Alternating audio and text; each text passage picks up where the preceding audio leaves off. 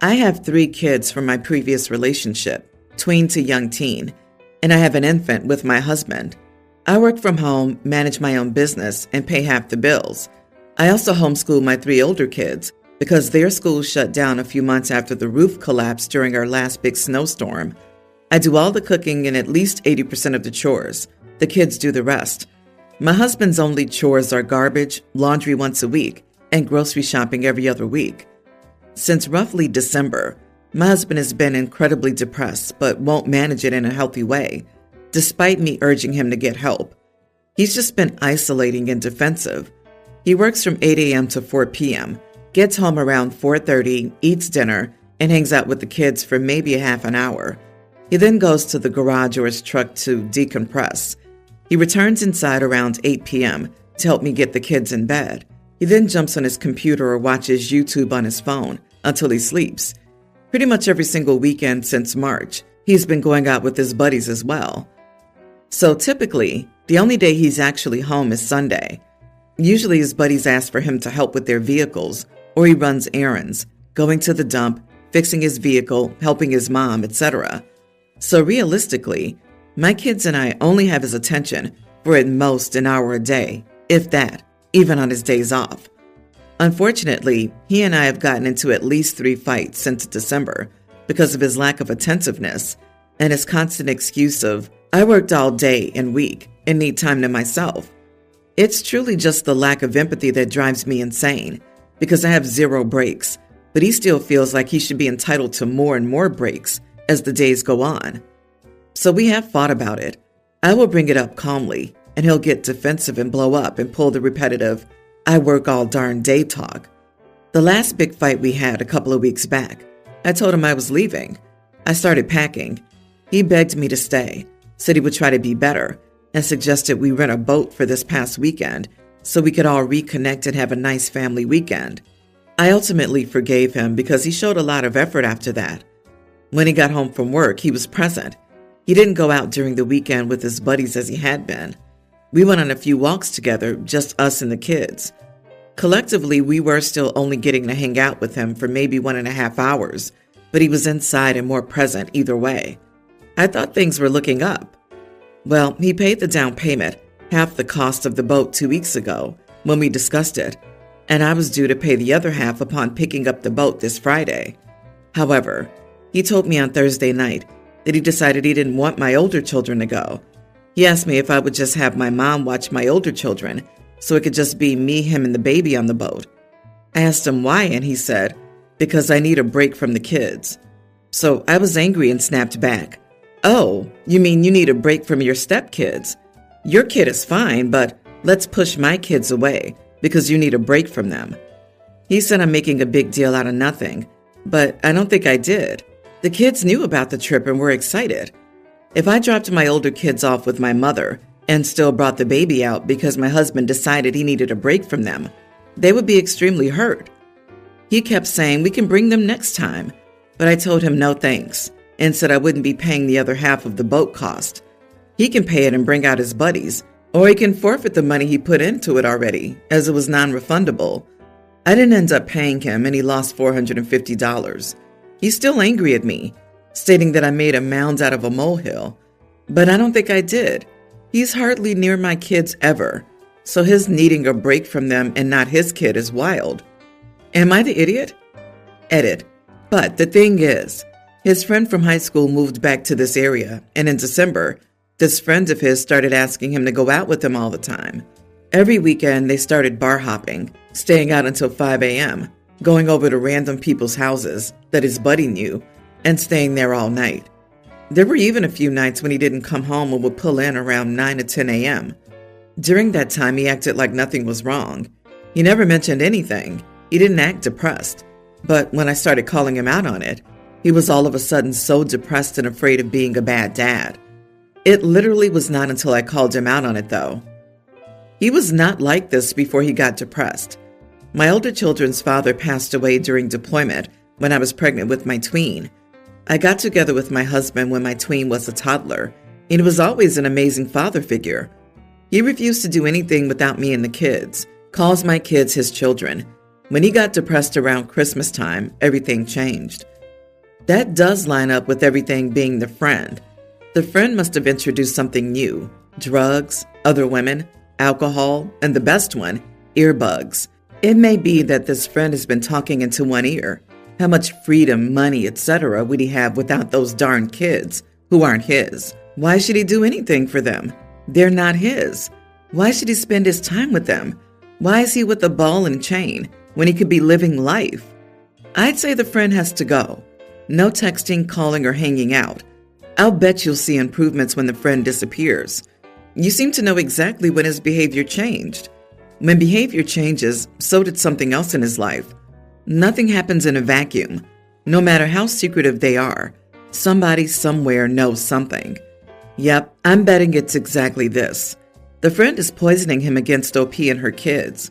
The friend has got to go. No question. The staying out, the new best friend, the going to random people's houses, the hiding and everything. Either he is depressed at home because he isn't high, or he is high and avoiding the family so you don't find out. There's absolutely no question. I've seen many people go down this road, and this is exactly the behavior you listed in this comment. He could be cheating or gambling mixed in with it, but he's absolutely using heavily. OP, he's no longer interested in being a father and a husband. You need to divorce this fool.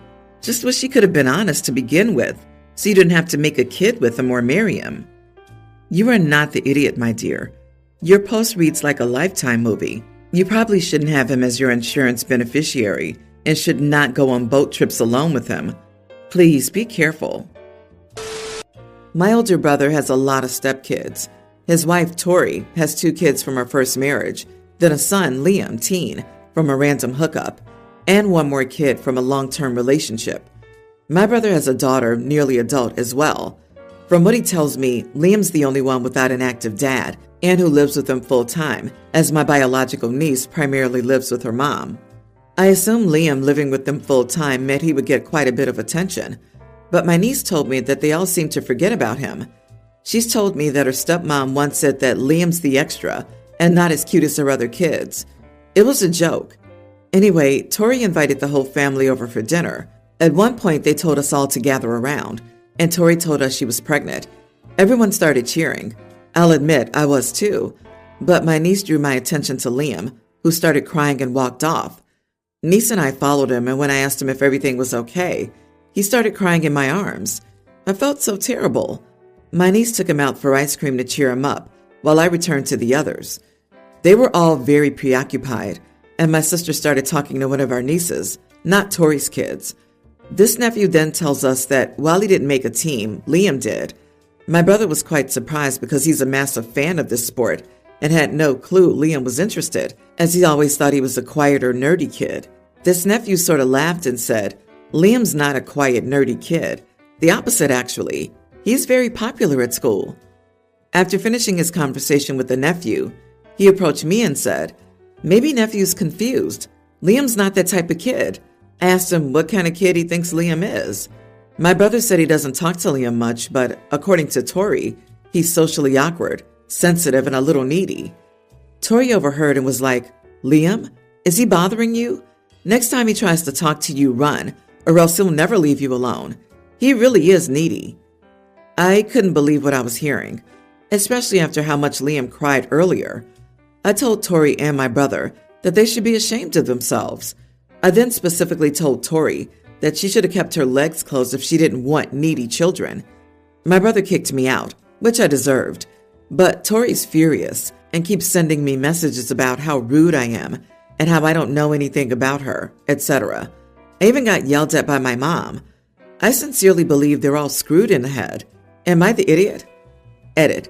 Tori has 4 kids. The 2 eldest have the same dad who's very involved. Liam's dad is a deadbeat, and the 4th child has a different but also very involved dad. My niece, my brother's kid, and the new baby, my brother and Tori's kid, make the total number of kids 6. I'm not giving my brother a free pass. I believe he's a darn idiot, and the fact that he doesn't know crap about his stepson is terrible. Yes, I yelled at Tori mostly because she's the one who kept calling her own son needy. She's the one who told me to run away from him if he talks to me. That's why I yelled at her specifically. Not the idiot. Your niece is a gem for noticing and telling you about Liam's treatment. You need to sit down with your brother and sister-in-law, maybe with your niece there, and tell them what happened at the party. Or at least talk to your brother. I can't believe he's so blind and doesn't see what happens to Liam in his own house. Can you spend time with Liam? Poor kid. Poor Liam. Your brother and his mom already neglect him, and now a new baby will come in and take all the attention. They don't even know he plays sports. I was very much on your side until the legs closed comment. That was an idiot thing to say. However, everyone's the idiot here because it's a bit of a hot mess. OP's not the idiot. Why do we need to be nice and considerate of bad parents? A crappy parent who whines about being a parent deserves to be called exactly what they are. Your comment to Tori was a little nasty, but she needs to start parenting her kids and paying attention to Liam instead of getting another child right now. I cannot imagine just straight up ignoring my child to the point that I didn't even know he was playing on a sports team. Tori's a monster, and you were right to stand up to her. I, 32 female, am currently pregnant with my second child. My first child is a tween. He's the only grandchild in either family at the moment. I had some infertility issues after him. I could get pregnant but miscarried pretty quickly, and after the third miscarriage, I wasn't able to get pregnant again. I had some depression, gained some weight, and it just sucked. Then I decided to get it back together, lost 30 pounds, and bam, pregnant. Weird as heck. I'm a stay-at-home mom. I do have some ways of making money, and that's nice, but for us, this was just the better plan. The money I made working pretty much just went to childcare. It wasn't worth it. Anyway, I have two sisters who are also pregnant, and my sister-in-law's pregnant as well. We're all due within about 6 weeks of each other. I am ridiculously excited to be having a baby, and ridiculously excited to be an aunt. However, I'm not excited to be babysitting that many babies by myself. When my oldest was born, it was just him. He was an easy baby, and even then it was absolutely exhausting. I was much younger back then, so I had more energy. Since I'm a stay-at-home mom, everyone expects me to be the primary babysitter. I kind of assumed I would be too. However, I didn't assume I would have one simultaneously as everyone else. I kind of figured I wasn't going to ever get pregnant again, and I'd resigned myself to only having one. I also kind of thought it would be spaced out a little more, and not all at the same time. Anyway, am I the idiot if I told everyone I can't keep all the babies on the same day, and for them to have backup babysitters? Edit. I really don't know if I can handle that many at one time, and I'm really worried I'll either be so overwhelmed I can't handle it, or I'll go into depression again and not be able to do everything, and they won't get the appropriate care. I also have to think about my older son, and I don't want him to feel left out. I still have to be a mom to my own babies. I just really don't know if I can. I want to think I can. I'm so excited to be an aunt, and I can't wait to love and spoil all of them. But honestly, it's also kind of terrifying. However, I know how expensive childcare is, and I know how terrifying it is to leave your baby with someone you don't know. So that's another thing that makes me feel awful about it. So, 4 infants alone? And recovering postpartum? You are the idiot to yourself and your kids. I'm shocked you have to ask, what is wrong with your family? Stop being a doormat and take care of your own children. Even without you being pregnant, 3 newborns is not something anyone can or should do alone. Exactly. You don't have to babysit any of their kids. If they need childcare, they need to pay. If they want a date night, it better come with an even swap. Your choice to be a stay-at-home mom only applies to your husband. Anyone that feels entitled to your free childcare needs to move right along. A friend had triplets, and her husband works from home, and they still had a nanny to help out. What happens when they're all crying at the same time? You will also lose out on the special time that is infancy with your child. You will resent it. And all first-time moms, they'll be criticizing you and wanting special things for their baby times 4. Your tween will also be at risk at being parentified with that many babies around and them needing care. Don't feel awful for refusing to babysit, or even bad in the slightest. I know plenty of parents who have to make it work. It isn't your responsibility. They shouldn't be relying on you. For some context, I married my wife almost right out of college at age 22. Many people said I was rushing things, but we didn't care. My grandma loved my girlfriend at the time, now wife, and she knew I was a broke college kid, so she offered me her old engagement ring to give to her. It was an amazing surprise. She and my grandpa were married 50 years before he passed away, and I love having the ring to be a part of my marriage as well. It's not important to me, but for context, it is a very nice ring that if brand new would probably be more than $10K. She unfortunately passed away 2 years ago. It's been 7 years now, and now my brother, I'll call him Charlie, 31, who's been with his girlfriend for 6 years, wants to propose. Unfortunately, he's been hit by a layoff this year, so money's a little tight for him. He asked me, since I got my ring for free, if I'd go in with him to pay for an engagement ring. I honestly thought that was ridiculous. If he had asked for a loan, I may have been open, but he just straight up asked me to pay for part of it. My wife and I are fortunate to have good jobs, but we have a kid now and are trying for another, so we're not big spenders. His girlfriend has a good job, but for obvious reasons, he doesn't want to ask her to pay for her own engagement ring. I personally think he should just pay for the ring he can afford, and if she wants to at a later time in life, upgrade it when their finances are better. He's telling me I'm an idiot who lucked out with a free ring and saying that I'm being selfish by not at least helping. I feel like that's a little ridiculous, but when I was telling my coworker about it, he said he understood Charlie's point and that I did luck out. Unfortunately, this is one of those situations where timing in life did not play out to treat you and your sibling with an exact equal result. But it's not your job to even out your grandmother's gift to you.